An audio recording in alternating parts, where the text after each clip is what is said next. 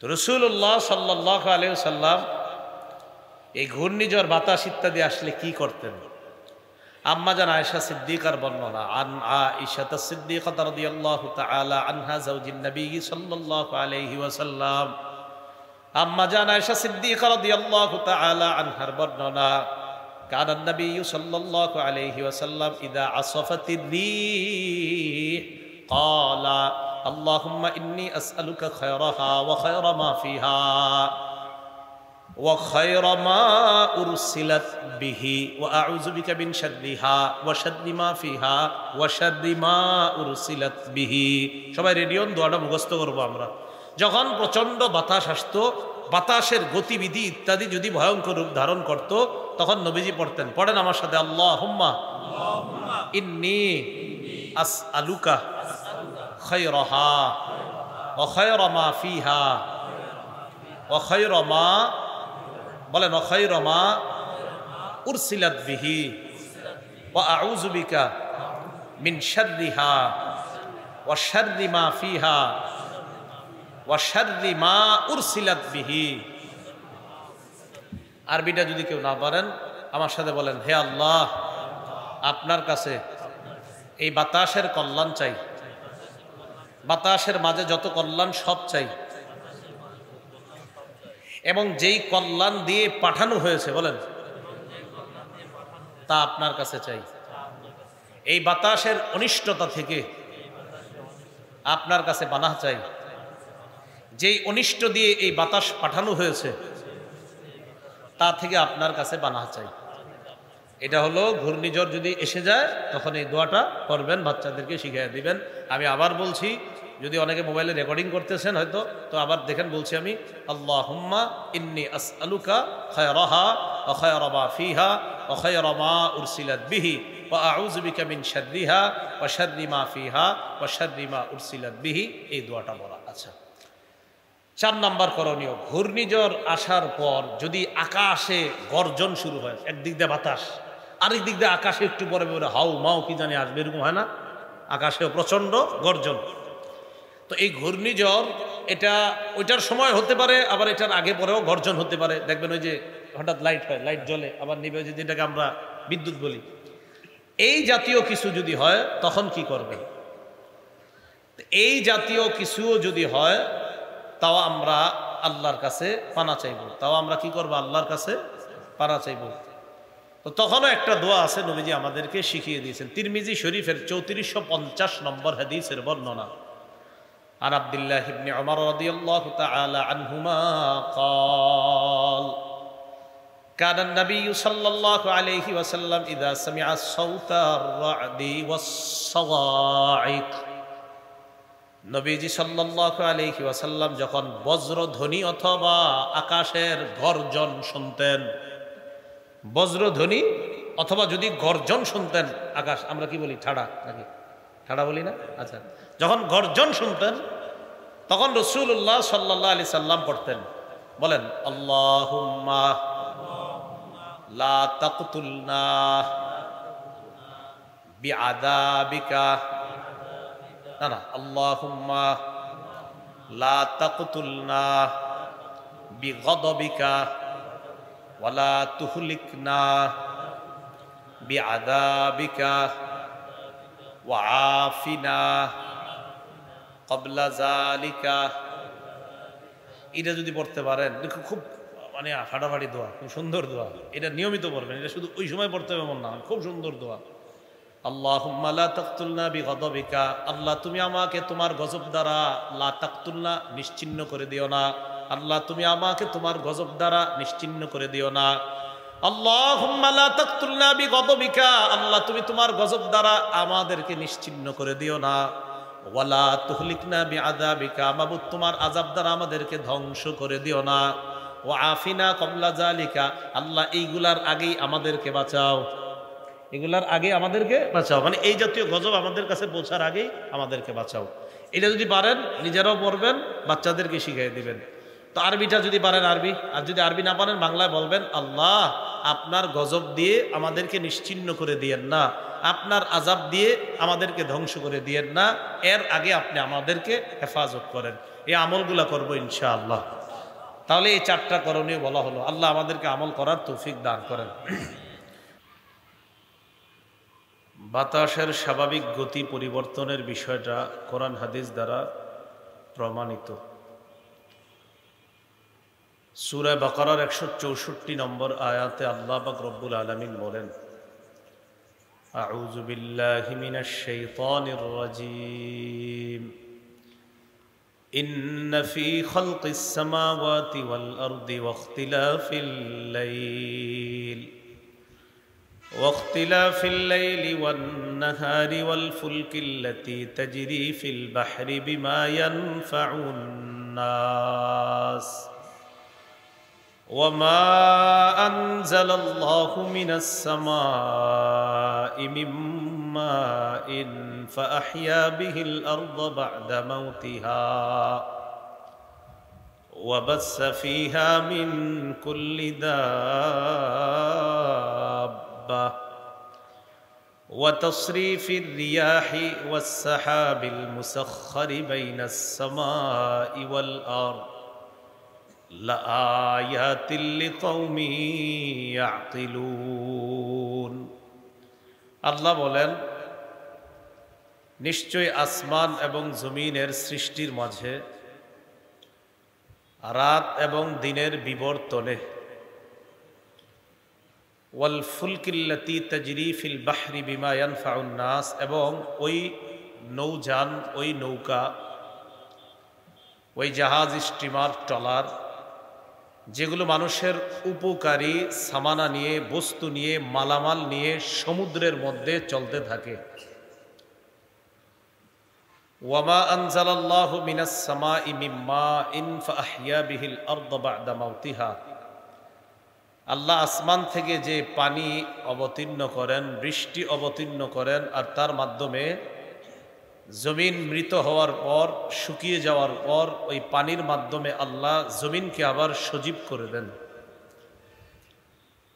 এরপর আল্লাহ বলেন, ওয়াবাসসা ফীহা মিন কুল্লি দাব্বাহ, সারা পৃথিবীর মধ্যে আল্লাহ পাক রব্বুল আলামিন সেখানে জমিনের মধ্যে আল্লাহ বিচরণশীল প্রাণীদেরকে ছড়িয়ে দিয়েছেন, বিস্তৃত করে দিয়েছেন, সেখানে তারা যেন চলাচল করতে পারে।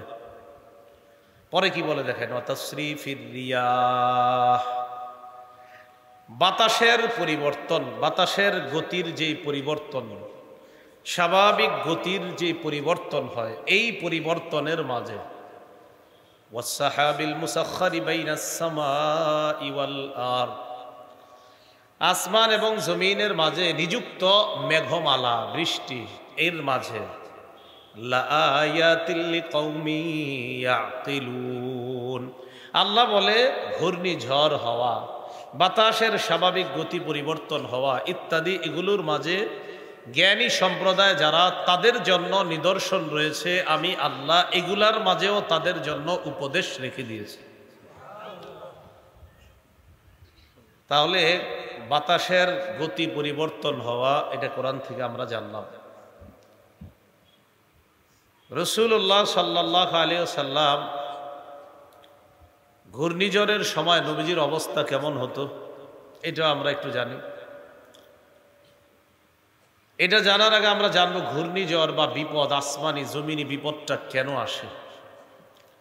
সূরা রুমের 41 নম্বর আয়াতে আল্লাহ বলেন, যাহারাল ফাসাদু ফিল বাররি ওয়াল বাহরি বিমা কাসাবাত আইদিন নাস, জলে স্থলে যত বিপর্যয় আসে, যত বালা মুসিবত আসে, এগুলা মানুষের হাতের কামাই।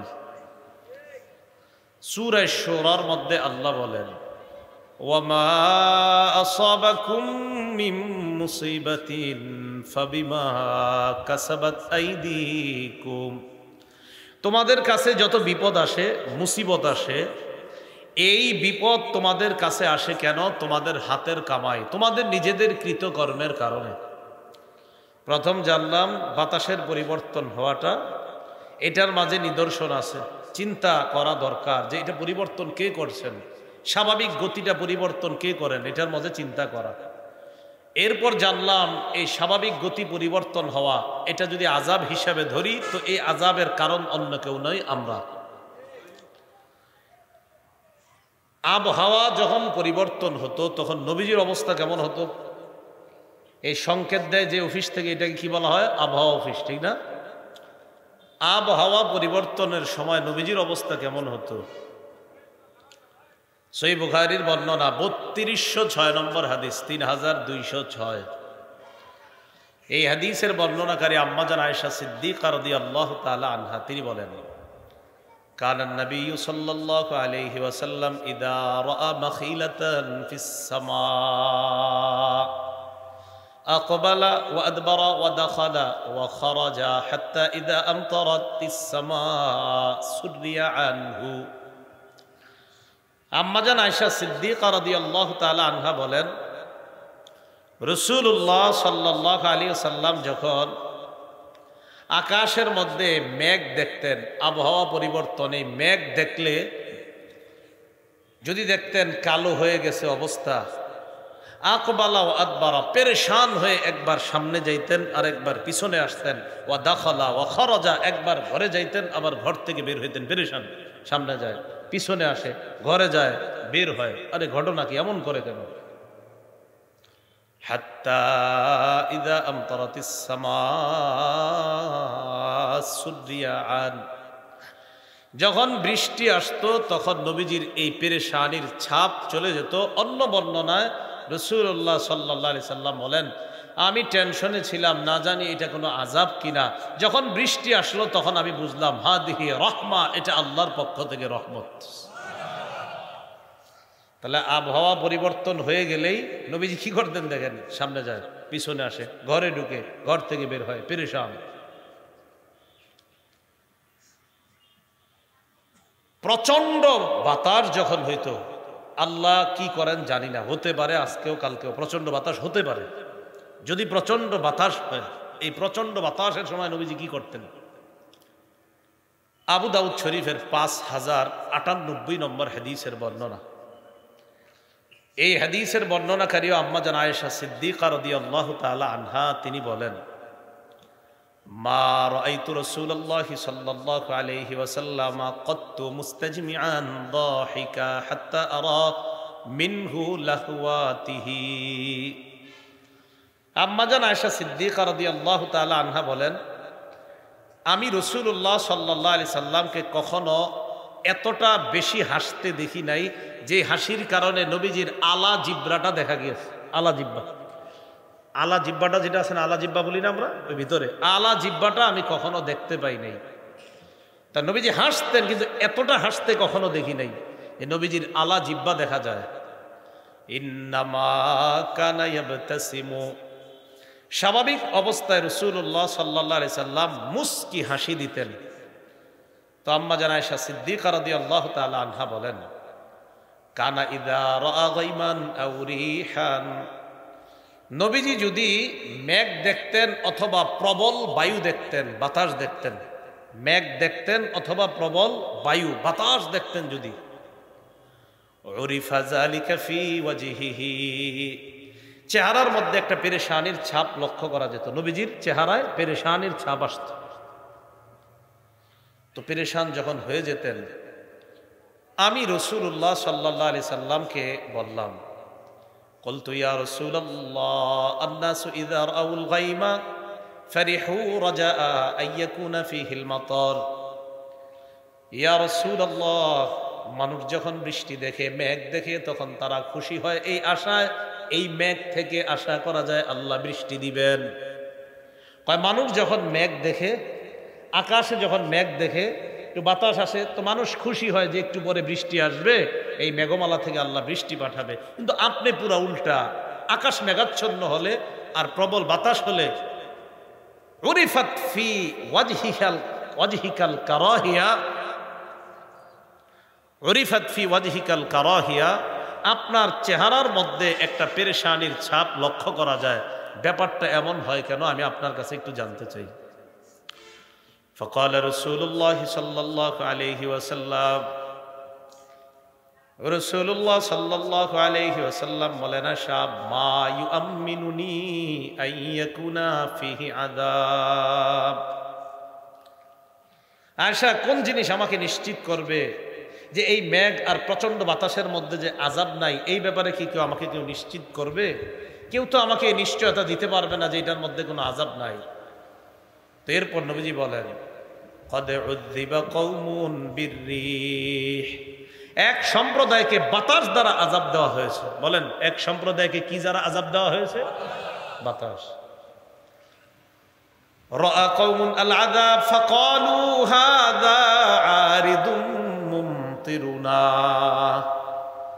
নবীজি বলেন আয়েশা, এক সম্প্রদায় আযাব দেখছে, দেখার পর আযাব দেখা কয় এটা তো আযাব না, এটা তো হলো রহমতের বৃষ্টি, যেই বৃষ্টি আমাদের দিকে আসতেছে। যে কথাটা আল্লাহ সূরা আহকাফের 24-25 নম্বর আয়াতে আল্লাহ বলেন ফালাম্মা রাআউহু আরিদাম মুস্তাকবিলা আউদিয়াতিহিম, বলেছে আমার আউযু বিল্লাহি মিনাশ শাইতানির রাজিম, ফালাম্মা রাআউহু আরিদাম মুস্তাকবিলা আউদিয়াতিহিম ক্বালু হাযা আরিদুম মুমতিরুনা। বলেছে মানে আউযু বিল্লাহ পড়ি নেই।